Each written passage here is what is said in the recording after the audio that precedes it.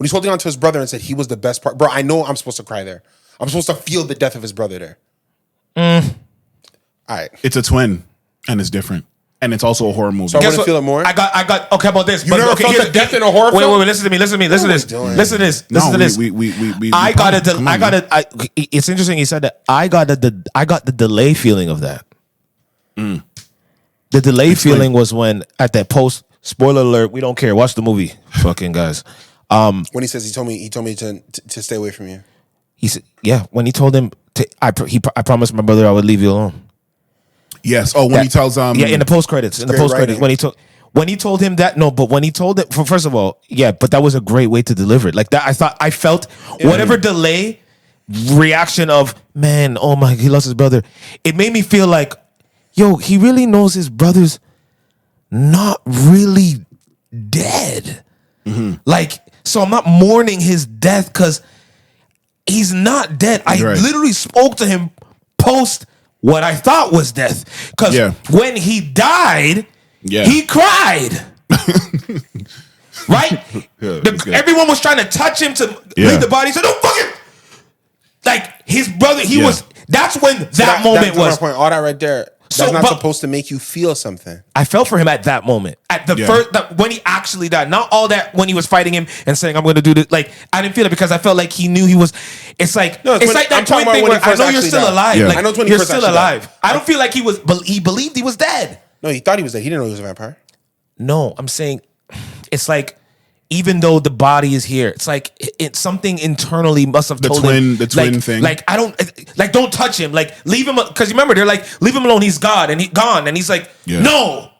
It's like I know some people say you're okay. You're making a connection here that I hadn't made at the time. Like maybe they don't believe it, but I think it's still in his when you're a twin because when he vocalized and after he didn't seem that shocked that he did. It was kind of like shit. Like he really in there. Like I wasn't tripping. He is there. He is alive. I think about Sinners all the time. It just came out. No, I watched it twice. And I'm surprised you watched it. Congratulations for watching it, because the way it sounded like, it didn't sound like you were going to watch it. But I knew you couldn't stay away. Movies. I hate them. I know, but it wasn't. But you knew that it wasn't that. No. In isolation, it's about vampires, right? So it wasn't. We've seen scary movies. There are parts. I know, and it wasn't gory. Like I handled it. It wasn't Conjuring and all these ones. The themes, and you know what? I'll say this: that first half of Sinners, that setup before the nightfall, made you forget that this was a vampire movie. No, it's just beautiful storytelling. I love that slow burn creation storytelling. And then I'll even say this. It's dangerous too. Like, a couple scary scenes. Spoilers again for Sinners. No, please forgive us. No, we're not. No. Sinners. All right, so I'll say it this way. We don't care. The scene at the juke joint when he's singing. Yes. And what Ryan Coogler does with the text at the beginning of the film when it talks about music that could pierce through time. And the way he brings that theme back in the middle of the film. Let me tell you this. Is a level of... That's why I love him. That level of directing, that setup and payoff. Yes. Let me tell you this. Let's glaze. That scene that was God level. Where time doesn't even matter and all these genres and stuff are mixing. Is one of the best sequences in film that I've seen in my entire life. Yes. Like, because I started to try to see what I could compare to, and there's nothing I can compare to. My favorite director is Christopher Nolan because he does that. He'll have moments in film where like, as a director, like, holy, and he studies him. Brought me a level of that, and it wasn't a Christopher Nolan film. Exactly. And I said, wow. Yes. It was connected to nothing. It wasn't a part 2 of something. It wasn't a franchise film. It wasn't a this, wasn't a that. Oh no, he's ready now. I know. I'll say this. If you think about Coogler, if you think about Nolan, Coogler, he's putting some points on the board to say, I'm the guy that's gonna be the next one. Because I have my franchise, so I can sell tickets. I sold $2 billion at the box office. So I'm established and I'm successful. Black Panther 1. I did Black Panther 2 without the lead. Did he direct that? Yes, he did. He directed and he wrote those. I did it with the lead and without the lead, so and made that much money. He has his Dark Knight in the tuck. Boom. Yes. He has his Dark Knight in the tuck. Christopher Nolan hasn't hit horror.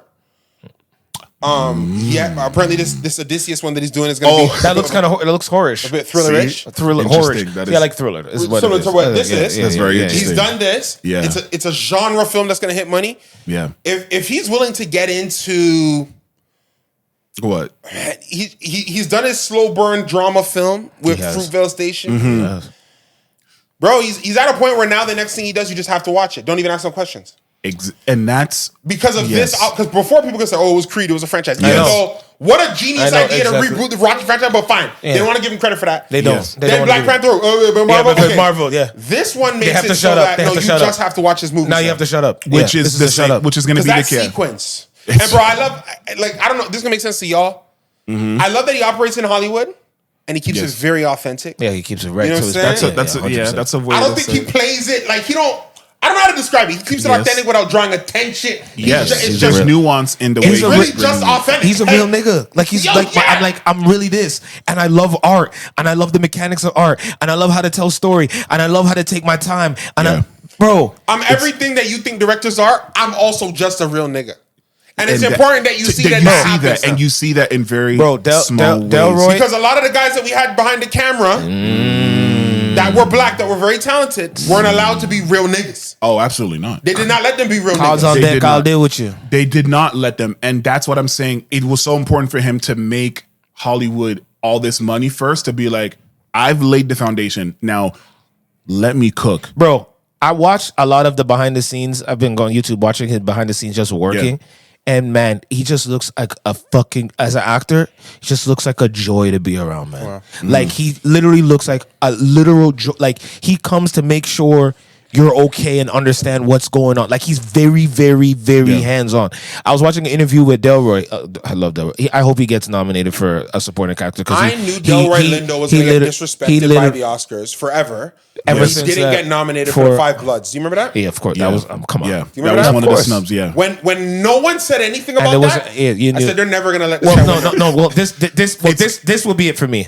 This one supporting? Yes. The scene where Delroy is talking about his friend in the car and he says, "What'd you do with the money?" And he goes, "I drank it." And then he's just talking about his friend and he goes into singing. So let me tell you this. Let me tell you the story. I watched an interview. He's talking about that exact scene. The interviewer was asking him this question. He's like, he illustrated that whole scene to him, and he's like, "Let me tell you about that scene. First of all, originally that was a 3-page monologue that was just me talking, and they cut it.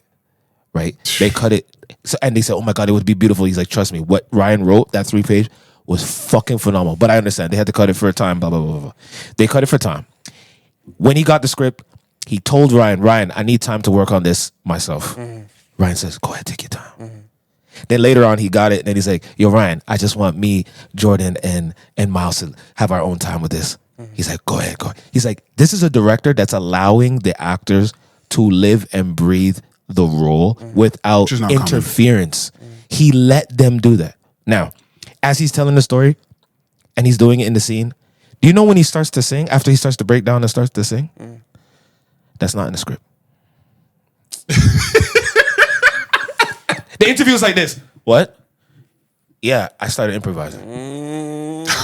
Bro. He said, I started improvising. Bro. I said, wait, are you fucking kidding me? That guy. That whole, he said that whole part was improvised. He's like, Miles is a new actor. That's his first movie in the back, right? Yeah.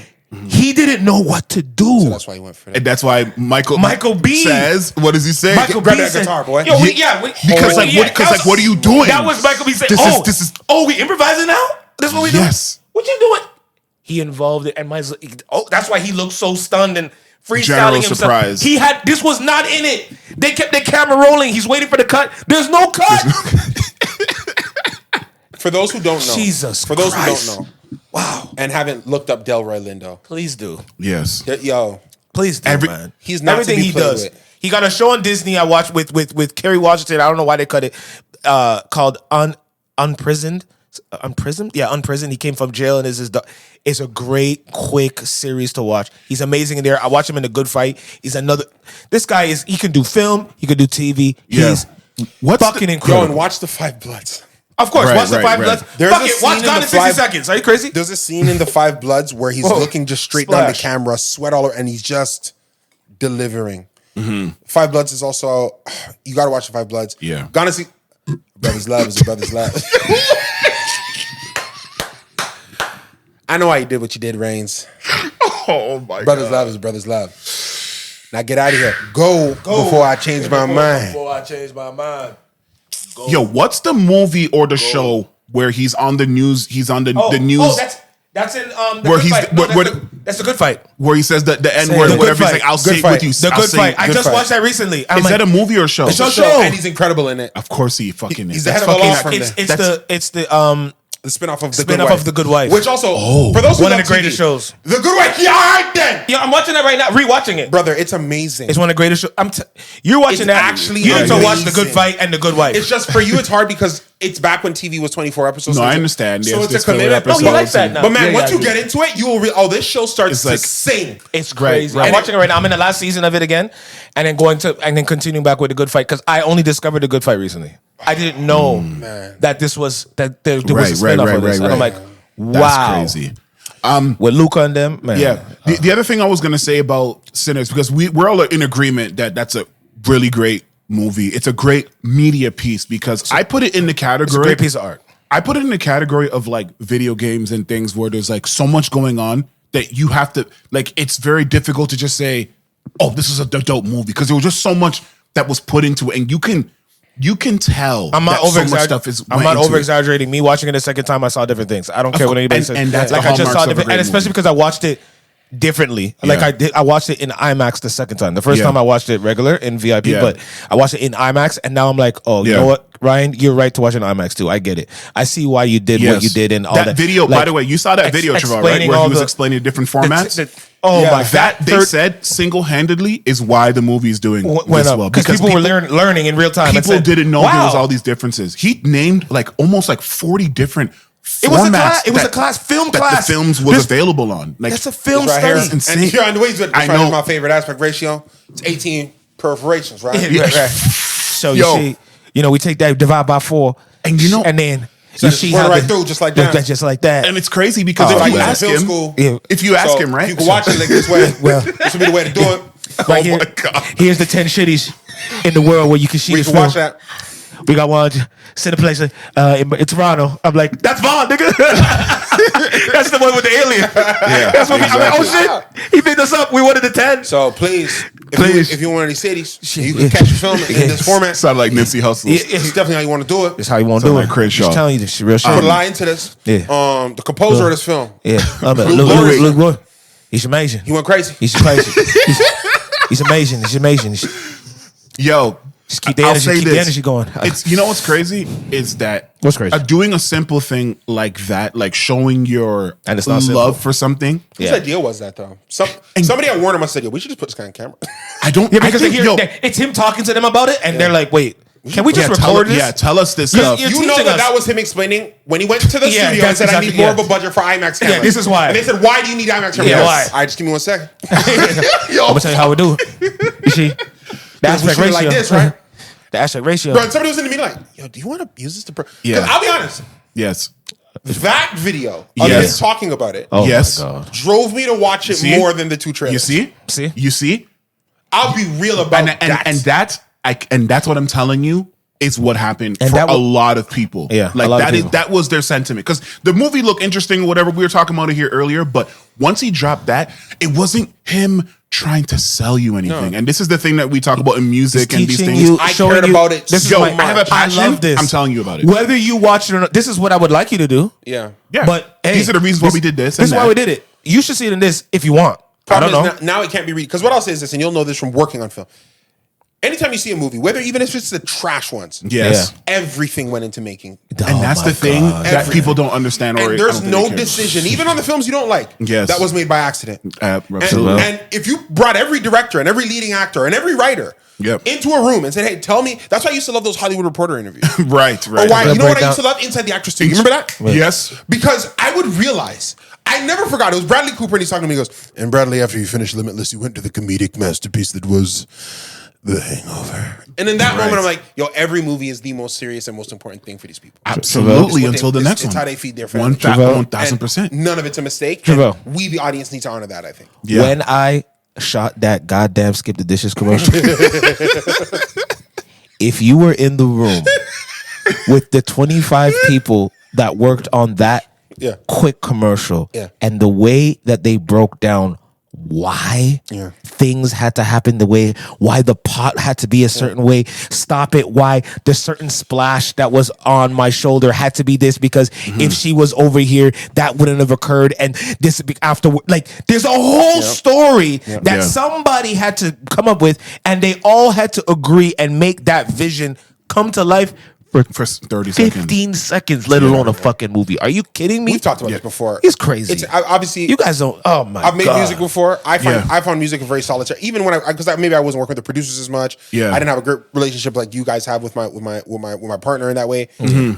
So I made music that felt like such a solitary experience. I write alone. I was coming up with working on film, man. It really it's like a community. It's a really community. It's for as long as you shoot. And in a weird way, even when you're done shooting, you're connected to these people forever. in such a bizarre way. Yes. You see them and it's always love forever. Yeah, that's how theater is even more. Yeah, and I'm telling you, knowing even the Michael B. Jordan, Ryan Coogler thing. What I want people to understand is they probably fight like crazy. Oh, because they're film. It's a long day. It's long. We're overtime. We're over budget. 16 hours. We barely made progress, and we're fighting for a shot now. I'm a director. I say we don't need this. You're an actor, and you're saying no, but I've been wanting to do this, and now we're having a discussion about how we slightly shoot it. There were scenes that Michael was directing, and I know directing in Sinners, and I know Ryan was fighting him. I know he's like, bro, I brought you here to fucking act. Yeah. And you're here trying to this is not the Creed. This is not Creed. It's not Creed 3. You're not this is not. And I know they were fighting, but it's like he had to get his hands involved. Do you believe the rumor that Jonathan Majors was I don't believe it. No, not anymore. They need to stop. They need to stop doing that. No, not anymore. I get why they're doing it. It wouldn't have been good that way. I'm sorry. It would have been different. It would have been different. Twins, they could still be brothers. They could be. I know. But I don't like it. Making them twins is a writing change I could understand. There's nothing about the film that required them to be twins. I think so. You will have to probably ask twins, yo.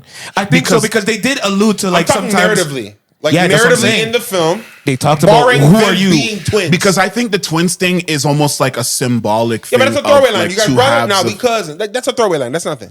No, I know, but not that part. But there was a care. There was a care that which one are you? Remember when for example, when he went to the girl with that girl? You heard about the twins? Well, I'm Stack. First, he was like normal, or it was a Smoke. I think he said one of the names, and then as soon as he said the name that she knew was dangerous, she was like, she got scared. And he's like, "Oh no, don't worry. Listen, I want you to make. There's some money that needs to be made here. It was Smoke, right? So there was little nuances that it's like, yo, I think which twin is this? Oh yeah, wait, this one is more wilder than this one. There's like this setting before you realize who it is. I think you would have lost that. You would have lost the element of the difference between and the same. And come on, man, like that. Even with the nuances of like who they dated or who they were with or whatever, I think that someone who's a black woman and then someone who can be perceived as what did white my girl say when the twin bit her? Remember she's like, you.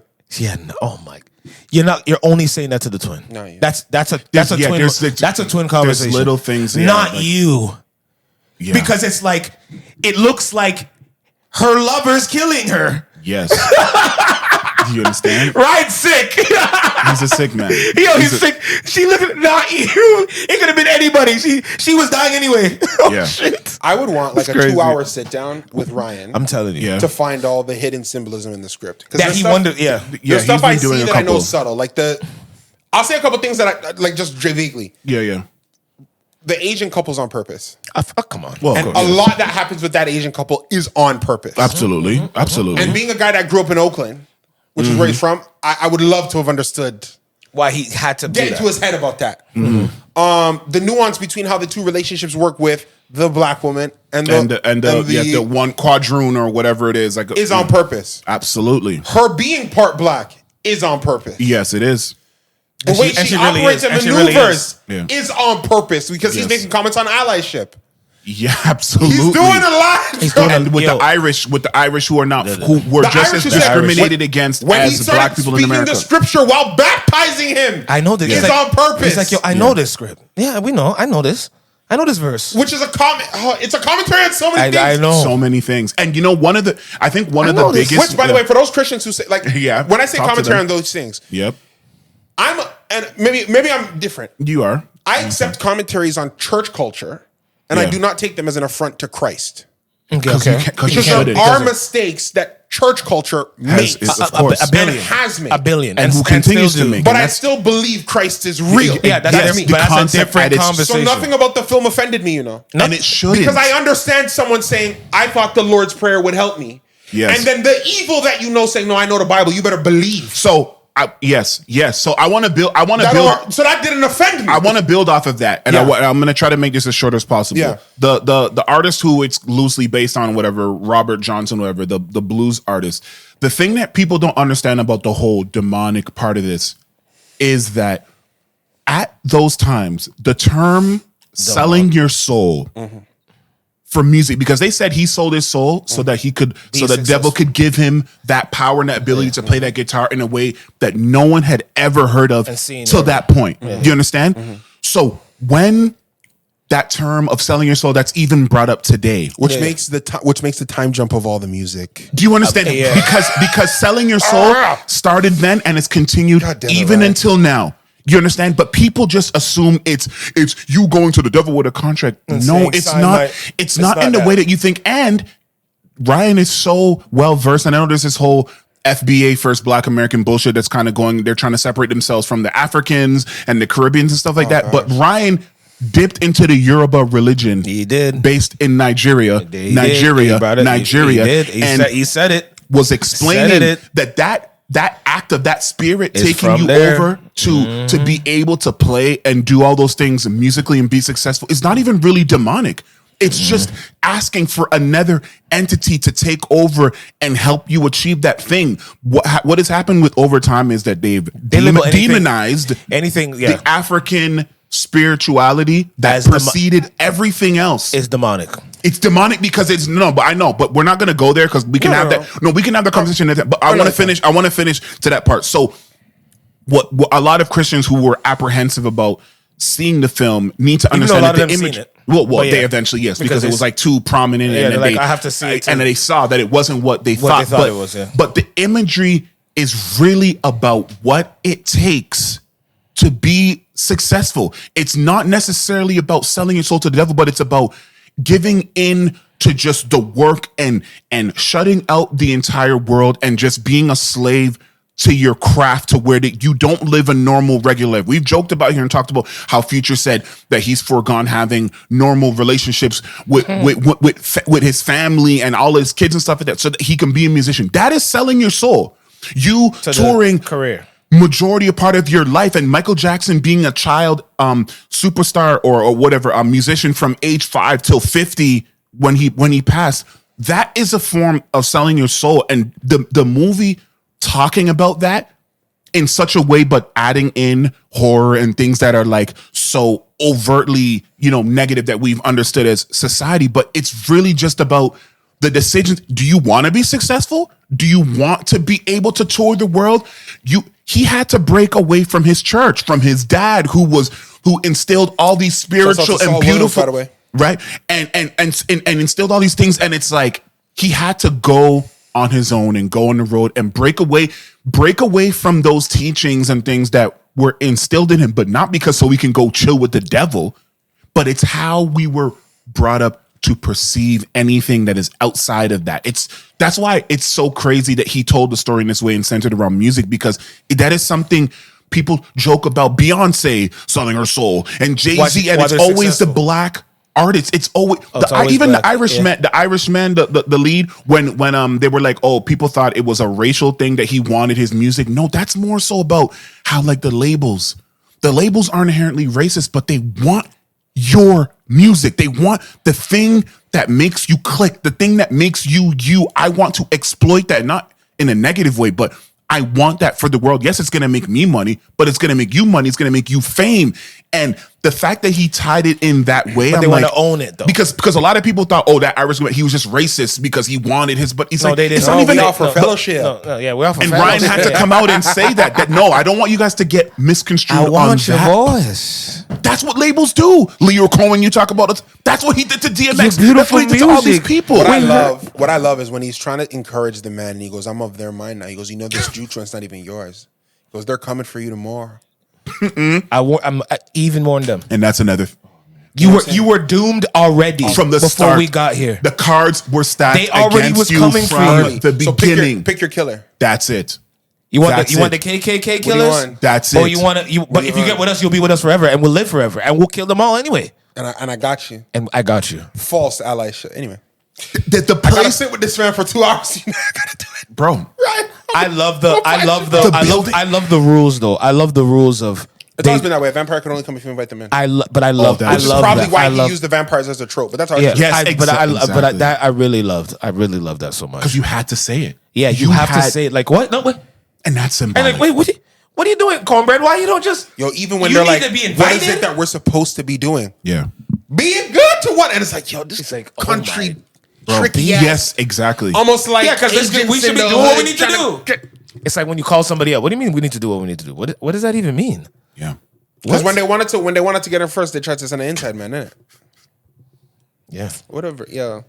I did feel bad You when they tried to kicked out send that guy. inside man. Yes. I hate that they kicked out that guy and then found out that it was wine and then they tried to get him back. Oh, he tried to come back in. Yeah, he tried to come back, and the that's one when that- Cornbread ate it. I'm like, imagine you. I was thinking that I'm like, happens to some imagine people. You fell just get caught up. Yeah. you fell asleep didn't from your necessarily- own yeah. stupidityness. Yes. And your own drunkenness. So, again, another meta. Don't get caught. Anyway, Yes. It's so many different versions of Miles it. but- said it felt like it was his fault that he let fucking smoke fuck that. He said I could have stopped them when they were fucking. but you I can't- thought it was getting some. But I thought it 'Cause was. you- I thought that was. getting some. And how I many thought that people was- can you say that you've been in a situation where you should have? Because even when he said he told his brother, he told his twin, Go remember? get him. He said, "Yo, Yes. go get." Him. He's like, "I tried to, but he's like, Are you crazy? Go get him. Let me go. I don't care if my brother's fucking." And only a twin can say that. It's like I feel Only like a the other twin can brother get would that have off, or someone very close. or only a real brother. All right. Hey. real brother. But, Yeah, real and brother. that's, but anyway, Because I know some brothers that wouldn't.